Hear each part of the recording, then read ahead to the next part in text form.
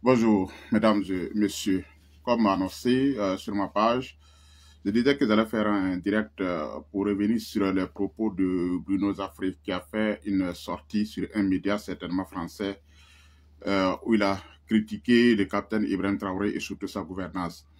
Avant tout, je voudrais remercier Madame Wenpouré Estelle Concebo qui m'a envoyé le lien du professeur Franklin Nyamsi ce matin que j'ai écouté avec beaucoup d'intérêt.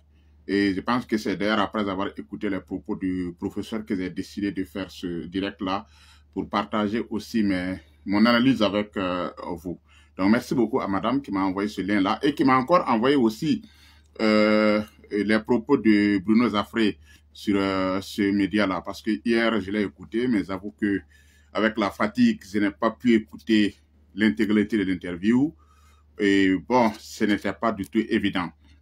Je remercie le professeur Franck Yamsi qui a fait une analyse des propos de ce journaliste français qui se prétend être autobiographe ou bien biographe de Thomas Sankara.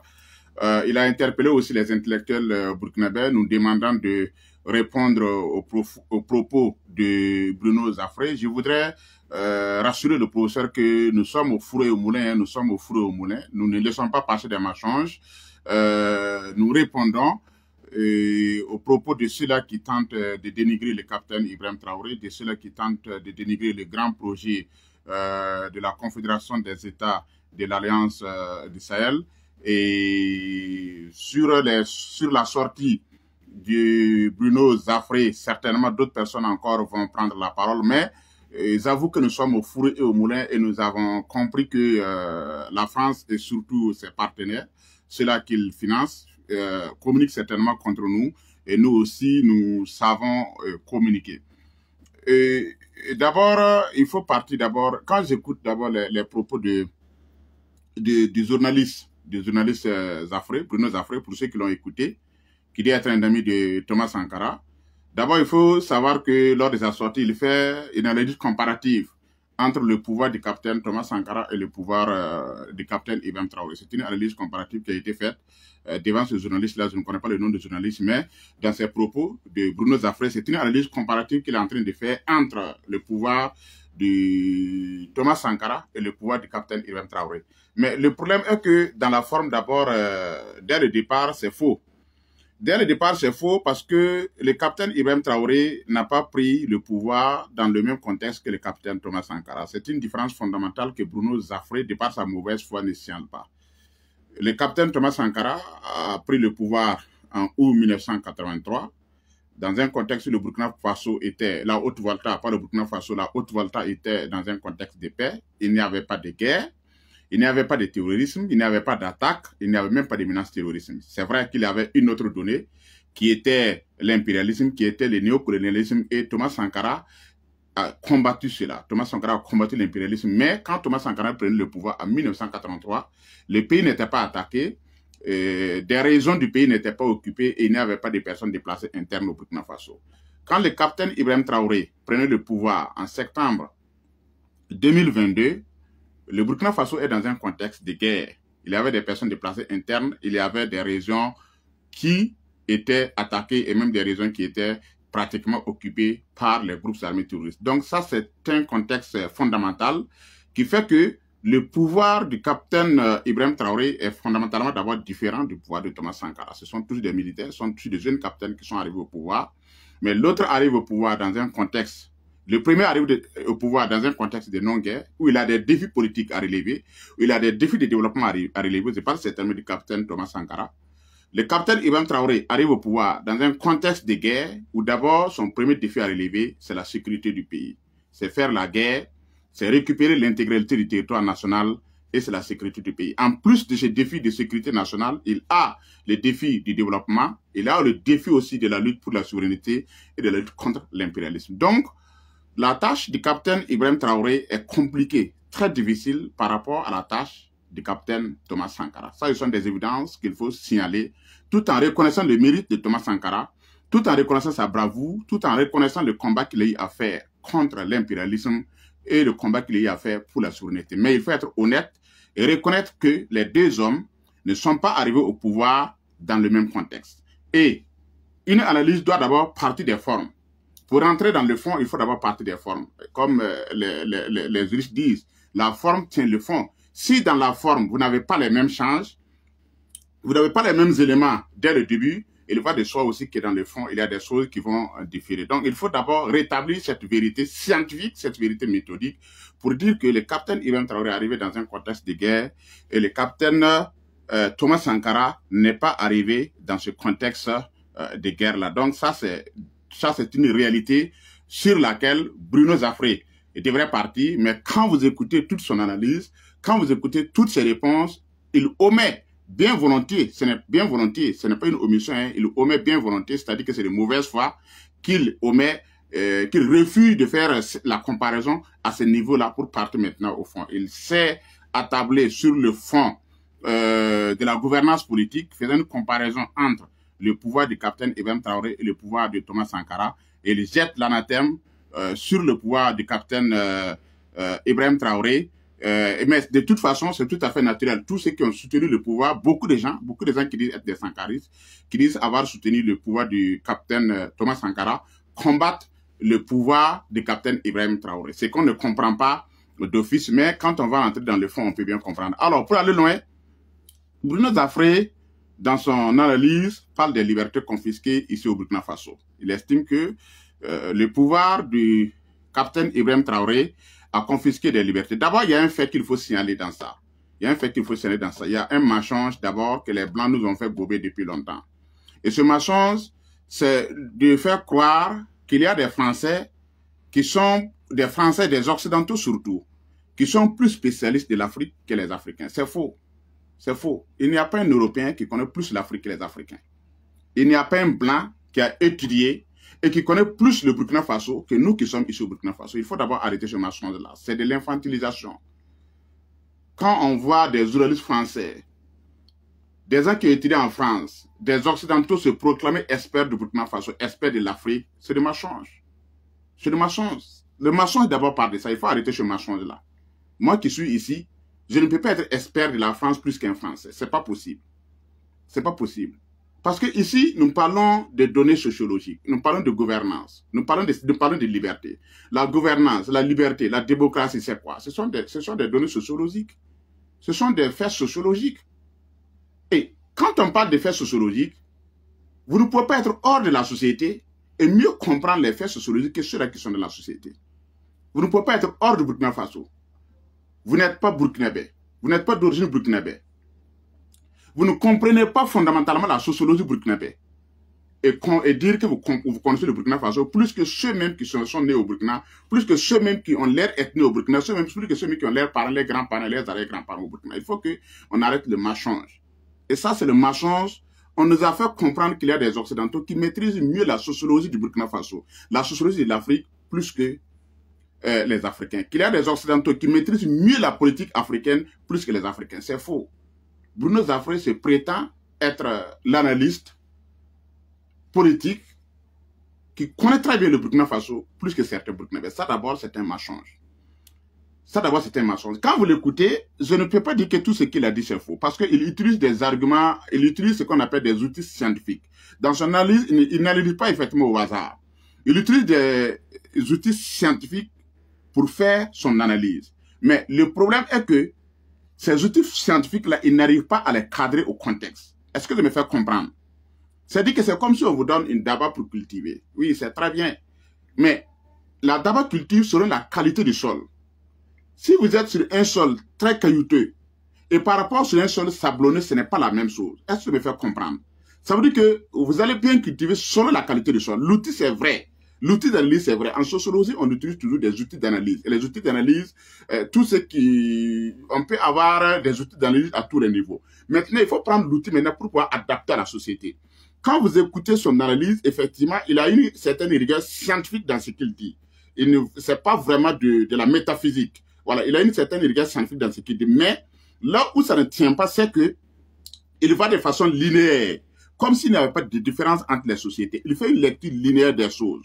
Ou, bien qu'il ne comprenne pas certaines réalités du Burkina Faso, en ce qui concerne la liberté, en ce qui concerne la démocratie, en ce qui concerne la société burkinabé, il étale l'outil d'analyse sans tenir compte de ces réalités-là, sans tenir compte de ce contexte-là. Et c'est là où ils jouent franc jeu. Mais c'est aussi de mauvaise foi.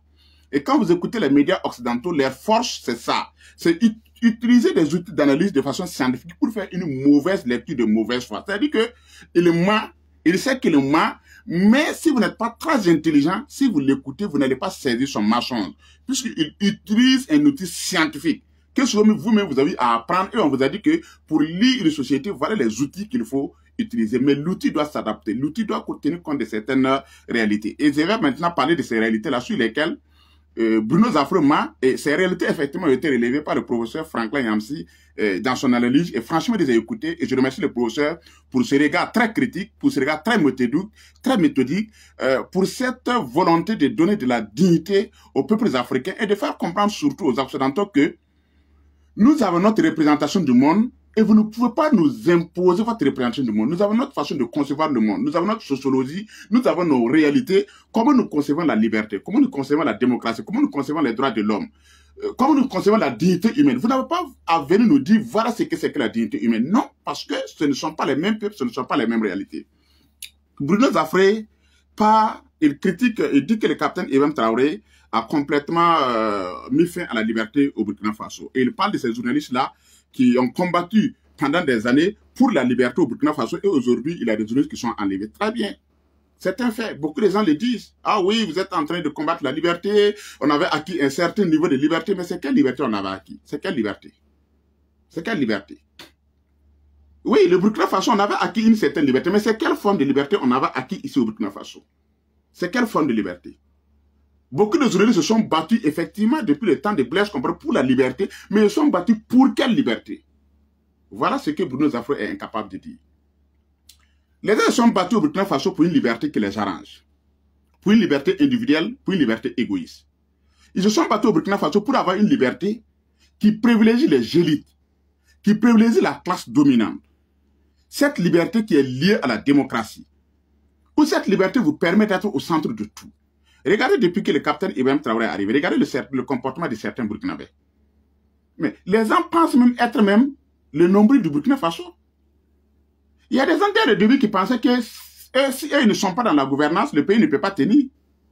Puisque les élites, les intellectuels ont pu imposer leur cadence aux hommes politiques. Quand vous voyez dans le système de Roch-Marc Christian Kaboré, mais c'était un système tenu par les élites, tenu par les intellectuels, qui imposaient leur volonté aux hommes politiques. Soit vous faites avec eux et vous êtes là, soit vous ne faites pas comme eux ils veulent et vous partez. Donc c'est une liberté, oui, mais ce n'est pas une liberté sociale. Ce n'est pas une liberté sociologique. Ce n'est pas une liberté qui répond aux normes de la société burkinabé. Dans la société burkinabé, quand on dit que vous êtes libre, ça veut dire que vous êtes dans un espace où tout le monde a le minimum pour exister, où il y a le respect des uns et des autres, où il y a la considération, où on valorise ce qu'on appelle l'être humain. Dans nos villages, dans nos royaumes, la liberté réside dans l'entraide. La liberté réside dans la solidarité. La liberté réside dans l'humanisme.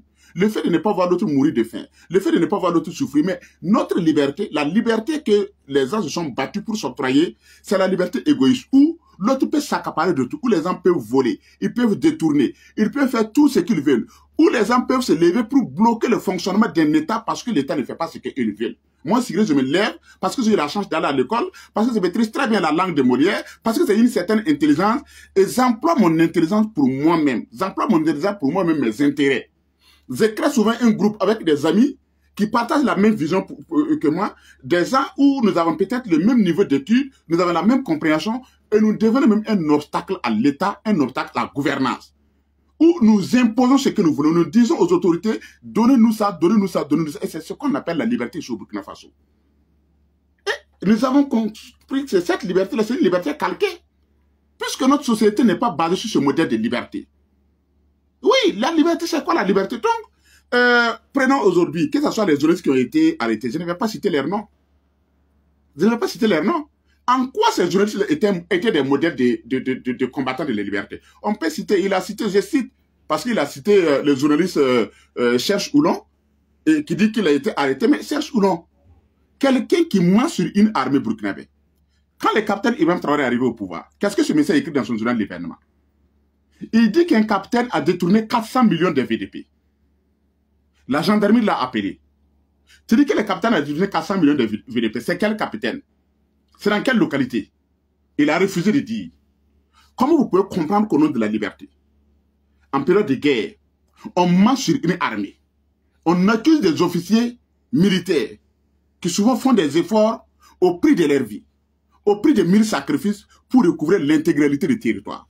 Et un journaliste s'assoit à Ouagadougou tranquillement, dans son bureau climatisé, là où comme moi je suis actuellement dans mon bureau climatisé, et il fait un article pour salir cet officier-là, parce qu'il est contre lui, parce qu'il n'aime pas sa tête, ou même parce que cet officier ne partage pas la même idéologie philosophique ou bien la même idéologie politique que lui. La liberté, ce n'est pas de la méchanceté. La liberté, ce n'est pas de l'égoïsme. C'est ça le problème. Les Blancs ont cette tendance-là de nous imposer leur façon de voir le monde.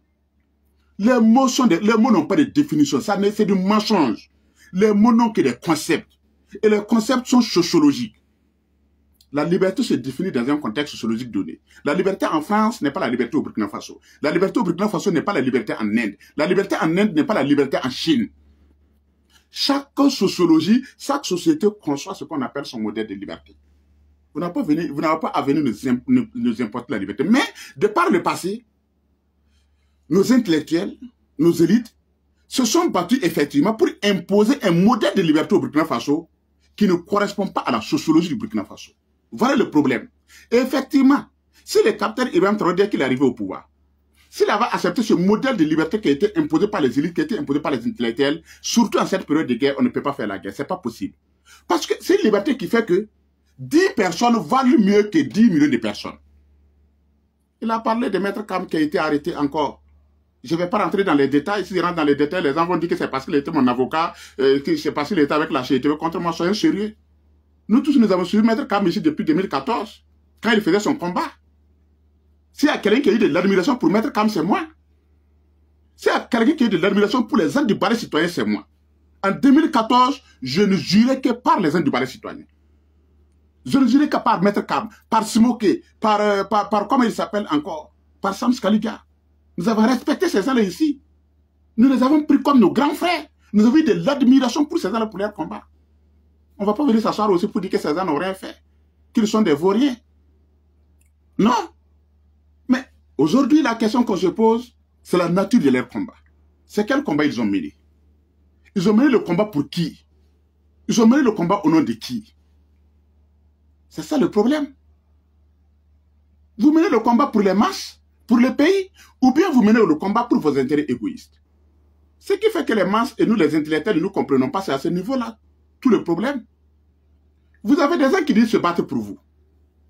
Vous avez des gens qui disent qu'ils vous aiment, qu'ils font le combat pour vous. Et à un certain moment, vous vous rendez compte que tout leur appartient.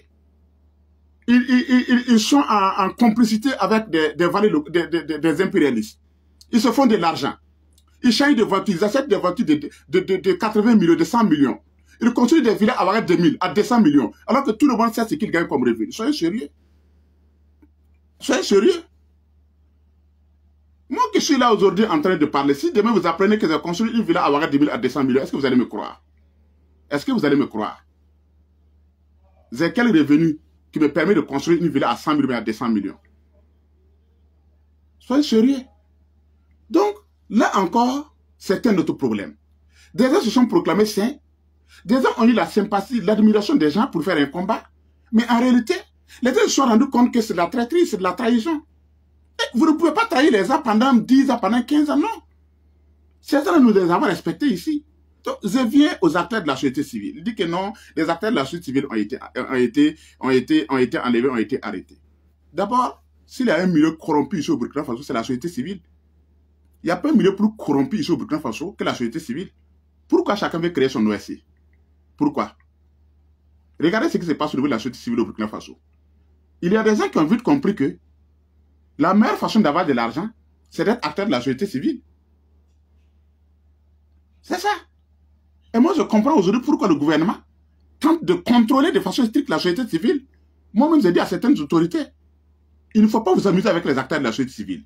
Les plus corrompus au Burkina Faso sont les acteurs de la société civile. Parce que les acteurs de la société civile ont toujours été en complicité avec les hommes politiques. S'il y a un milieu pourri ici au Burkina Faso, ce sont les acteurs de la société civile. Il parle du ballet citoyen. Le ballet citoyen a été créé quand? En juillet 2013, moi j'étais à Bobo de Lasso. Avec comment il s'appelle, j'oublie encore son nom. Quand on crée le ballet citoyen à Bobo de Lasso, ils sont venus me voir. Moi, j'ai commencé ma carrière d'écrivain et de fréquenter l'Institut français. Il y avait Suleiman Piga, Ouedrao qu'on rencontrait là-bas. Il y avait celui, j'oublie le jeune homme qui était à Bobo, qu'on s'est rencontré là-bas. Mais ils sont venus me voir, ceux de Bobo, qu'on avait coopté pour créer le ballet citoyen. Ils sont venus me voir. Moi, Adama Sigri, c'est pas pour me vanter. Pour me dire si je pouvais les joindre, pour qu'on a, parce que les Simoke et les Samskaliga ont décidé de créer le ballet citoyen. Et ils étaient venus nous voir. Pour que je m'adhère, pour qu'on lance le ballet citoyen. Moi, je leur ai dit que moi, je suis jeune et que je suis en train de... Et vous m'excusez parce qu'il y a eu une erreur qui a été faite. De toute façon, on va résoudre ça. Je leur ai dit que je suis jeune et que de toute façon, moi, je suis en train de lancer ma carrière d'écrivain et que je ne peux pas m'adhérer à une structure de la société civile. C'est ça. Mais quand le ballet citoyen a été créé, les gens ont cru. Nous tous, nous avons cru. Le ballet citoyen a pu nous mobiliser effectivement en 2014 pour mener un combat. Et nous avons cru au leader du ballet citoyen. Mais après, quel a été le comportement des acteurs même du ballet citoyen? Ce n'est pas parce que vous avez fait un combat pour chercher Blaise Compaoré que le pays vous appartient. Soyez sérieux. Soyez sérieux. Ce n'est pas parce que vous avez fait un combat pour chercher Blaise Compaoré que le pays doit tourner autour de vous.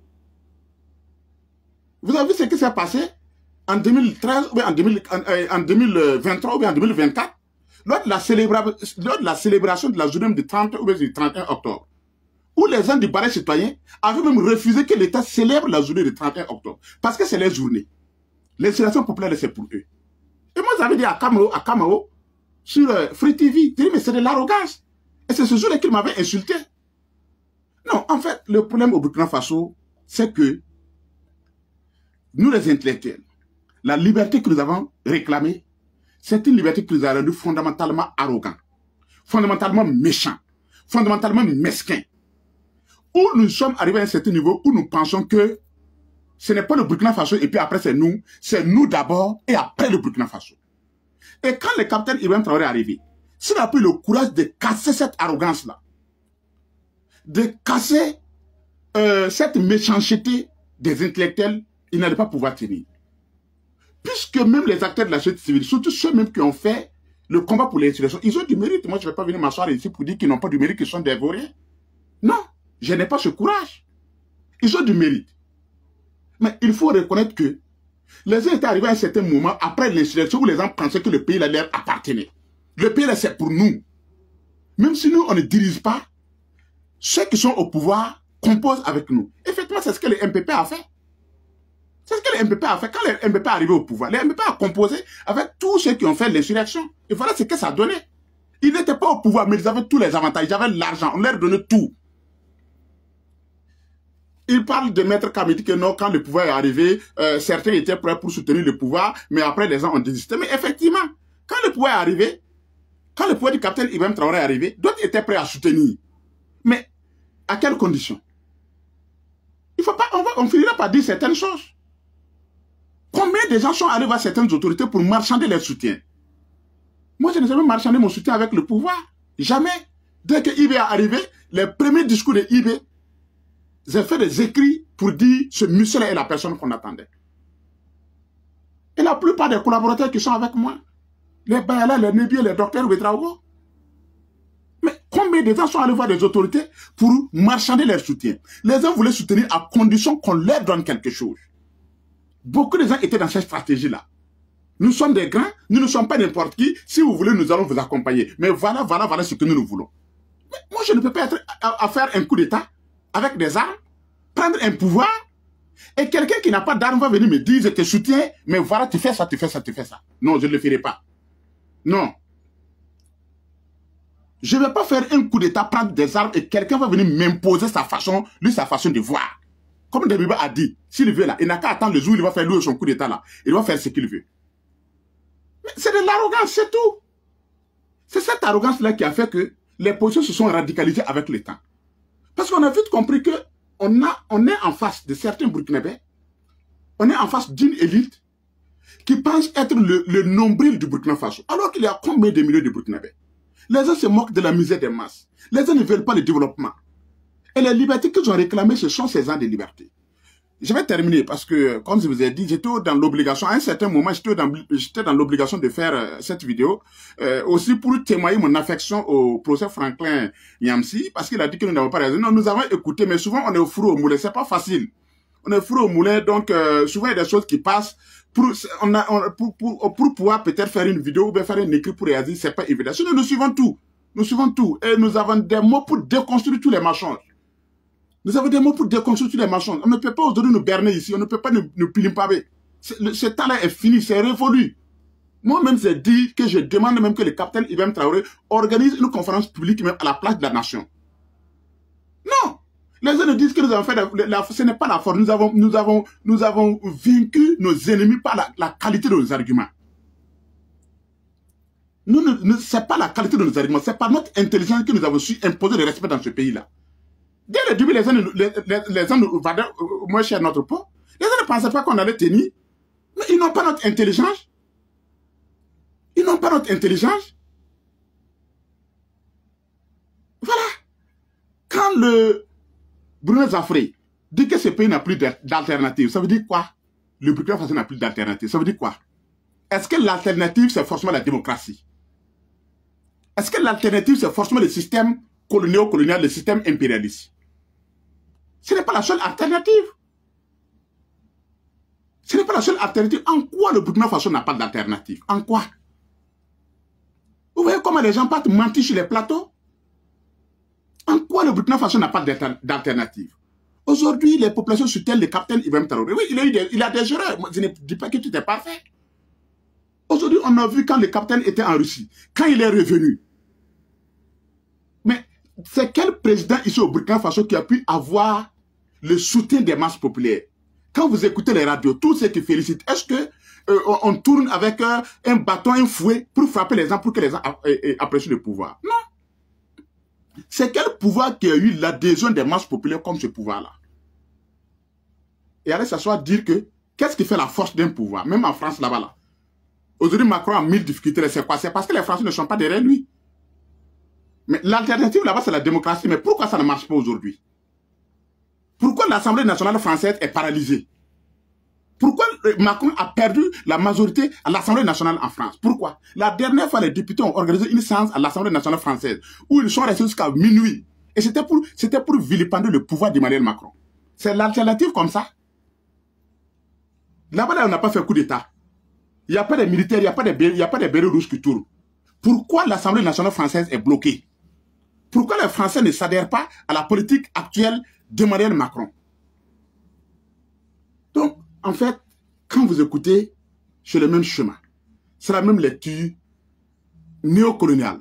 C'est l'arrogance, c'est le mépris pour les Africains. Vous ne valez rien, vous n'êtes pas capable de réfléchir, vous n'êtes pas capable de tracer votre modèle de développement. Non. Et c'est ceux qui parlent de passé. On prenait le modèle occidental, le modèle néocolonial, le modèle impérialiste. Ce sont ces gens-là qu'on valorise. Nous autres, on dit que ce sont des gens sortis de nulle part. Ce sont des parvenus. Ils n'ont même pas fait de bonnes études. Ils ne comprennent rien, ils ne sont rien. Et ce sont eux aujourd'hui qui sont derrière les capitaines Ibrahim Traoré. En quoi nous sommes des parvenus? En quoi? Ces mêmes personnes que vous citez là. En 2014, là, nous tous nous étions dans les marches pour chercher le pouvoir de Blaise Compaoré. Mais est-ce que nous avons dit que nous allons chercher Blaise Compaoré pour le remplacer par d'autres Blaise Compaoré encore? Non. Non. On était sur la même natte, mais on n'avait pas les mêmes rêves. Les gens ont installé un modèle de brigandage qu'ils appellent modèle politique. Les gens ont installé un modèle d'accaparement des richesses nationales. Les gens ont installé un modèle d'esclavagisation des masses. Et vous voulez que les gens se soumettent à ce modèle-là? Parce qu'il a été installé par un tel qui a fait la lutte pendant 10 ans, ou bien par un tel qui a fait la lutte pendant 15 ans, même s'ils ont fait la lutte pendant 1000 ans. Même s'ils ont fait la lutte pendant 1000 ans. Si le modèle qu'ils ont installé ne répond pas aux préoccupations des masses, les masses vont se battre pour remettre les modèles là en cause. Et le choix de la diplomatie, pour terminer. La diplomatie, c'est un choix. Vu ce qui s'est passé par le passé, le capitaine Ibrahim Traoré n'est pas obligé de collaborer aujourd'hui avec la France. Non. La diplomatie, c'est un choix. Et comme le capitaine lui a dit, nous sommes libres et nous pouvons faire le choix que nous voulons. Nous pouvons choisir en toute liberté nos partenaires diplomatiques. Nous ne sommes pas obligés de faire avec les anciens. Même en Europe, là-bas, là, tous les pays n'ont pas le même degré de diplomatie. Les chefs d'État ne se fréquentent pas de la même manière. C'est un choix personnel, c'est un choix. Ce n'est pas de l'esclavagisation. Ce n'est pas de l'esclavagisation, ce n'est pas une imposition. Ce n'est pas du mysticisme. C'est de la science. Et la diplomatie, elle est dynamique. Elle est évolutive, elle n'est pas figée. Nous ne sommes pas obligés pendant 30 ans ou bien pendant 40 ans de traiter avec les mêmes partenaires. Même dans la vie, les gens changent de partenaire. Les relations évoluent selon les intérêts, selon les circonstances au fil des années. Aujourd'hui aussi, nous sommes dans un monde dynamique. Nous sommes dans un monde bipolaire où il ne s'agit pas de vivre en vase clos, mais il s'agit de choisir de façon stratégique celui vers qui je peux aller pour mes intérêts. Et c'est ce que le capitaine Ibrahim Traoré a fait. Et c'est ce que nous sommes en train d'accompagner. Donc, voilà grosso modo ce qu'on avait à dire par rapport à ça. De toute façon, comme je l'ai dit, aujourd'hui, nous avons tous les arguments contre nos détracteurs. Nous avons tous les arguments contre ceux qui ne veulent pas de notre système. D'ailleurs, même nous aussi, nous ne voulons pas de leur système.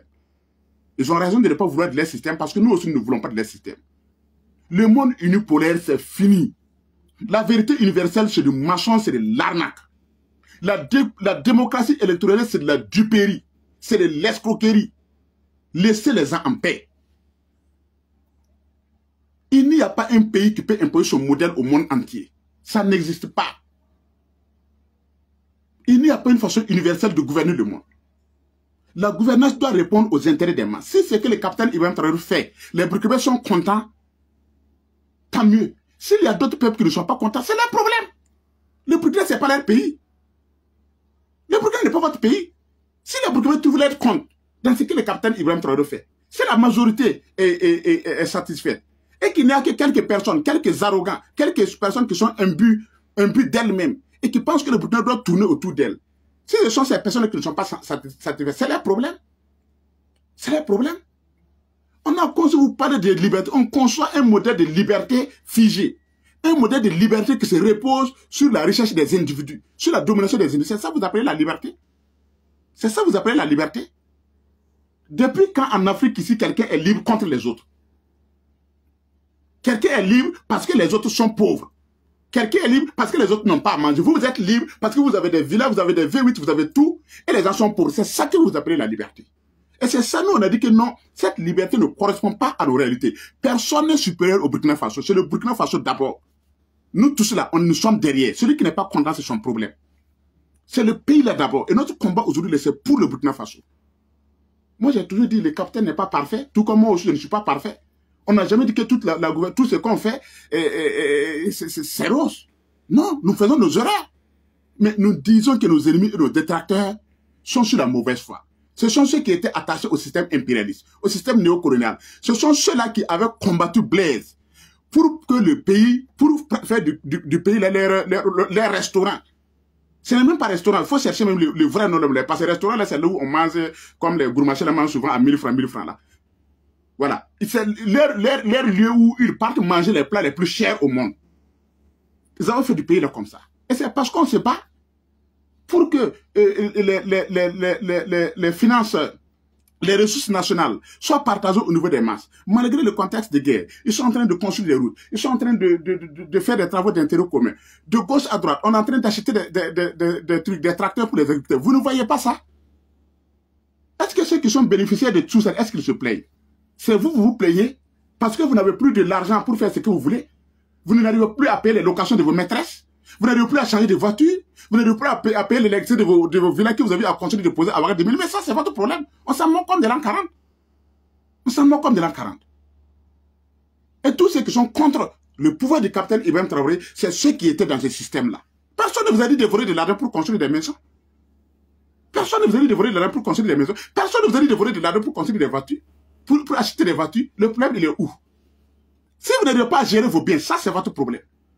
L'essentiel est qu'il y ait un changement, que le pays soit sur la bonne voie, que les Burkinabés retrouvent leur dignité et que les masses aient de l'eau potable pour boire, les masses aient de la nourriture. L'autosuffisance alimentaire doit être une réalité au Burkina Faso. Ça, c'est notre préoccupation. Le reste, là, les intérêts individuels, là, Vous n'allez pas à boire vos vins, quoi. Personne ne vous force à boire des vins. Personne ne vous force à acheter des maisons de luxe ni des voitures de luxe. Voilà ce qu'ils avaient dit par rapport à ça. Donc, il faut que ces blancs-là arrêtent de nous baratiner avec des propos qui ne servent à rien. Aujourd'hui, nous sommes libres. Nous n'avons pas de modèle à recevoir avec quelqu'un. Vous n'êtes pas des écoles pour nous. Vous n'êtes pas des écoles pour nous. Aujourd'hui, nous sommes libres.